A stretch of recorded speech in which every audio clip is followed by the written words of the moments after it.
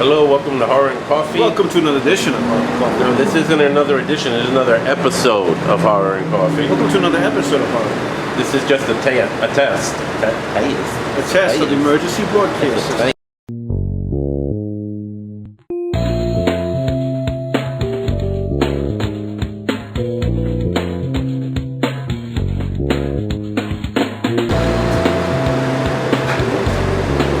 Hello everyone. Welcome to another edition of Horror and Coffee. Horror and Coffee. Wait, before you begin, before we say anything, remember we drink our coffee and watch horror films. That's right. We're talking to you right here from the Rich Hill Mall, out here in beautiful Yonkers. Yeah, you can see the moon back there. Yeah, it's pretty nice. A few doors down, there's a movie theater. That's right. And speaking of movies, that's what we're here for. Exactly. And we're here to talk about Tusk. Right, the movie by Kevin Smith. Now, when you see this movie, you're gonna watch it and you're gonna say to yourself, did Kevin Smith direct this or some indie director directed this? Because that's how you feel when you first watch this. Right, like I saw this movie, and as I continued to watch it, it initially started giving me the feeling of the Human Centipede, actually. That's what I thought. Right. I don't know who Kevin For those of you who don't know who Kevin Smith is, very famous director. Very famous director. He was Silent Bob with the Jane Silent Bob films. Okay, let's give a rundown of his films first. Okay, Red State is one. Red State, out of all the movies he picked, the most famous movies he has made was Clerks, Chasing Amy, Dogma, what else? Mallrats. What else? What's the one about the God?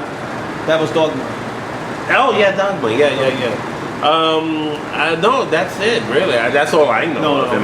He's done more. He's done plenty of films. Well, he's also the host of Comic Book Men. Yeah, exactly, and he has done a lot of movies that have flopped. All right. So Tusk is basically about these two podcasters that became well and famous for their shenanigans and kind of crazy behavior on the world of podcasting, and they pretty much got quite a following.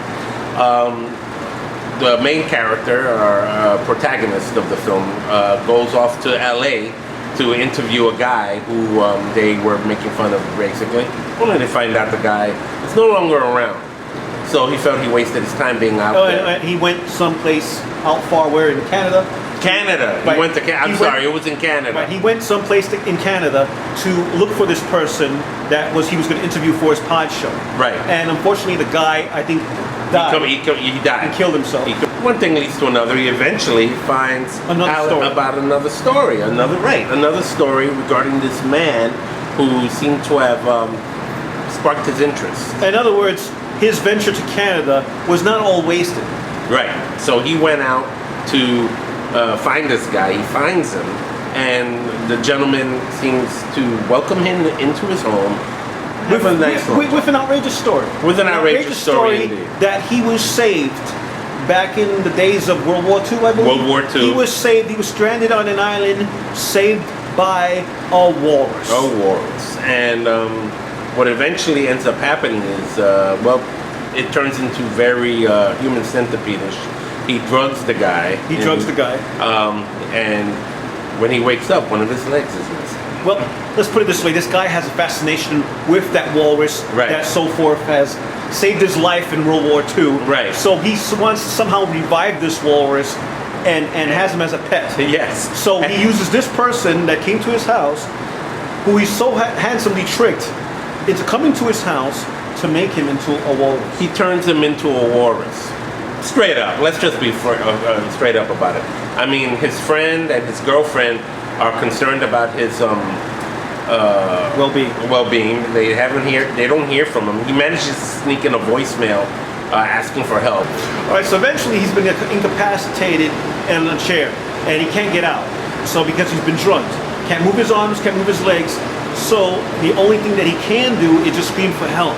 Unfortunately, nobody can heal him for miles because he's in the estate of this man, this crazy guy. Right, they're in the middle of nowhere.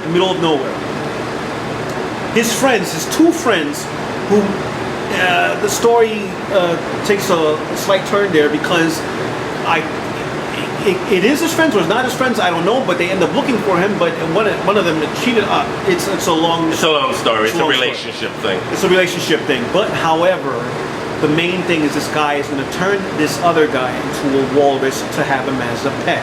Now this is where the whole movie gets creepy. The guy has charts, anatomical charts designs on how to transform a human being anatomically into a walrus. Now here's the thing that I was shocked. When I first heard about this movie, I actually thought he was going to put him in a walrus costume and sew him up. You know, but like a costume not made out of skin or nothing like that, just like a furry costume. Yeah.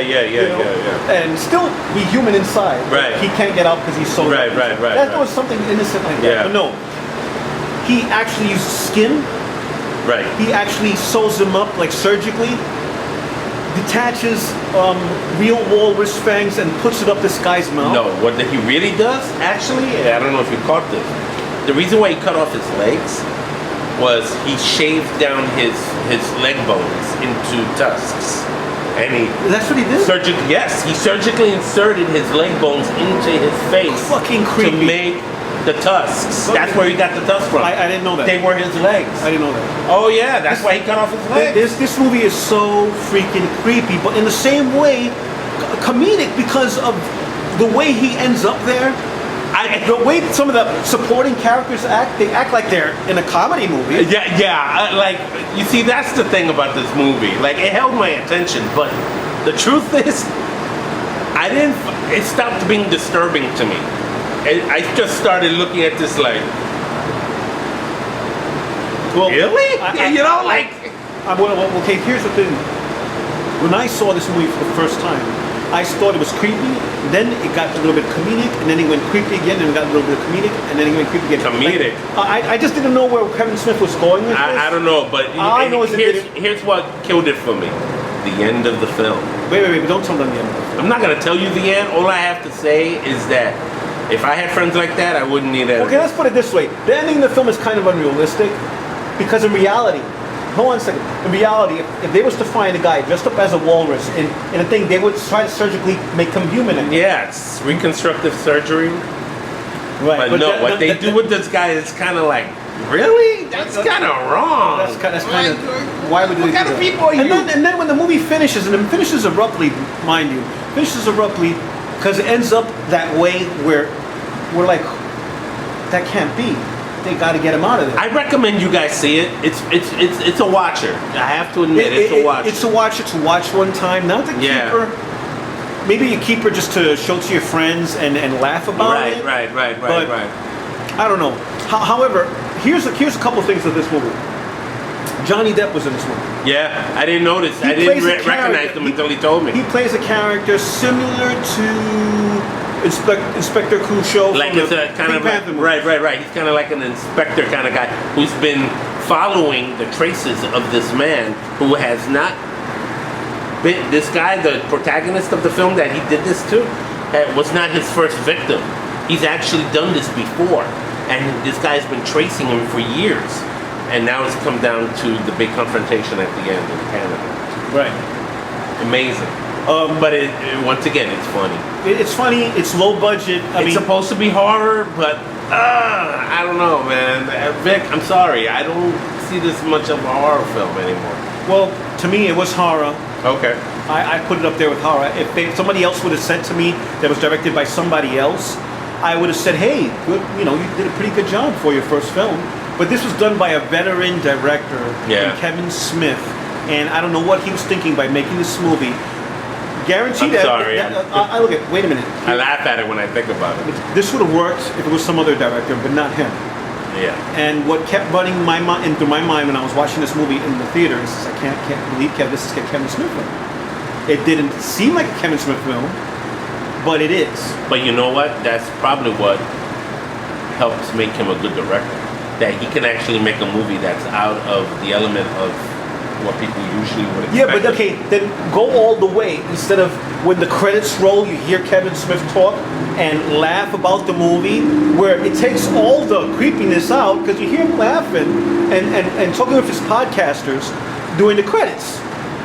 The movie itself is, well, you know what? You got to take it for what it is. It's a movie. It's definitely a watcher. I would recommend it. Let's go for our ratings, Vic. How many coffee cups do you give this movie? Well, Okay. You have to think about it. All right. Okay. No. All right. I'm gonna give you my honest opinion about how many coffee cups I'm gonna do. Okay. My son is a big Kevin Smith fan, Okay. and this was his idea to go see this movie because he wanted to see a Kevin Smith movie. Okay. And I said to him when my first reaction was Tusk, about a guy who wants to be a walrus. That was my first. I said, "Are you crazy?" But this is what he says. Yes, Dad. When we went to the theater, it was just me and my son, maybe a couple people in the back, and that was it.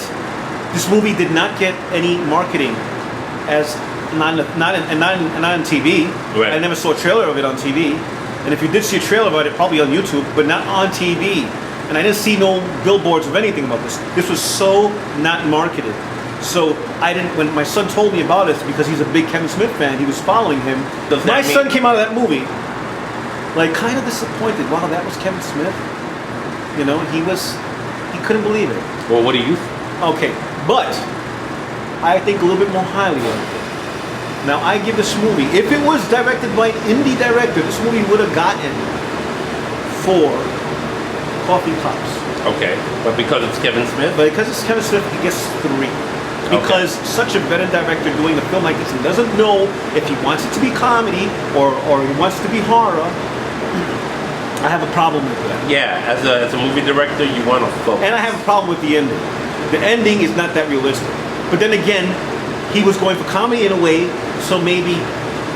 I suppose so. Now this is where I would have made it. If I was to do this film, I would have taken the comedic elements out of it, make it all creepy, and the ending be more realistic, where they try to surgically take all the shit out of the guy. Right. And you see him in the hospital, or something like that. But none of that happens, and you get disappointed. But he learned how to love fish real quick.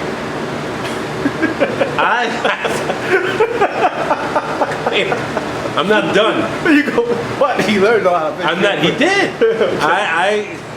He did. You had to. What are you gonna do? I give this film only 2 coffee cups, and there's a reason. One, I'm never really gonna see it again, so it's not a keeper. But you know what? 2, well, not that bad. You had your say. Let me have mine. Wait, before you continue. Oh, this movie. All right. Let me tell you something about this movie. What? This movie at least gives a little bit of recognition to walruses who never get recognition at all. I'm just being honest. When was the last time you heard of walrus? The last time I heard of walrus was in Chilly Willy, on the Woody Woodpecker cartoon. The walrus I saw in All right, check us out at YouTube/user/horrorclick. Okay, that's our YouTube page. Also, check us out at our blog, www.horrorcoffee.blogspot.com, and just let us know what you think of Tusk by Kevin Smith. All right, it's not that bad. It's not that bad. I'm not trying to down it by giving it only 2, but I have to be real about this kind of stuff. I'm being very critical about films lately, so. Maybe I've been having a bad day. I don't know. All I know is that definitely watch it. Comment below. Let us know about it. Like, tell us what you think.